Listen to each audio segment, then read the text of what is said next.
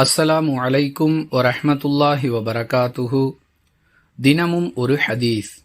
ஒருவர் காலையிலோ அல்லது மாலையிலோ பள்ளிவாசலுக்கு சென்றால் அவர் அங்கு செல்லும் பொழுதெல்லாம் சொர்க்கத்தில் அவருக்குரிய இடத்தை அல்லாஹ் தயார் செய்கிறான் என ரசூலுல்லாஹி ஸல்லல்லாஹு அலைஹி வஸல்லம் அவர்கள் கூறியதாக அபூ ஹுரைரா ரதியல்லாஹு அன்ஹு அவர்கள் அறிவிக்கிறார்கள்.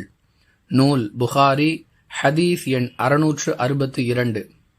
அன்பிற்குரிய அல்லாஹுவின் நல்லடியார்களே, சொர்க்கத்தில் நமக்குரிய இடம் தயார் செய்யப்படுகிறது என்பதிலிருந்தே சொர்க்கம் நமக்கு உறுதியாகிவிட்டது என்பதையும் நம்மால் அறிந்து கொள்ள முடிகிறது.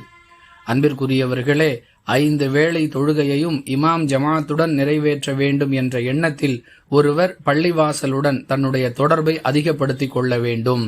அவ்வாறு அவர் ஒவ்வொரு முறையும் பள்ளிவாசலுக்கு சென்று திரும்பும் பொழுதெல்லாம் அவருக்குரிய இடம் சுவனத்தில் தயாராகி கொண்டிருக்கிறது. அதை அல்லாஹுவே தயார் செய்கிறான் என்ற சுப செய்தி இந்த ஹதீஸில் சொல்லப்படுகிறது. இந்த சுப செய்திக்கு சொந்தக்காரர்களாக ஆகுவதற்கு நாம் முயற்சிப்போம். வாஹிரு தஅவானா அனில் ஹம்துலில்லாஹி ரப்பில் ஆலமீன். அஸ்ஸலாமு அலைக்கும் வரஹ்மத்துல்லாஹி வபரகாத்துஹு.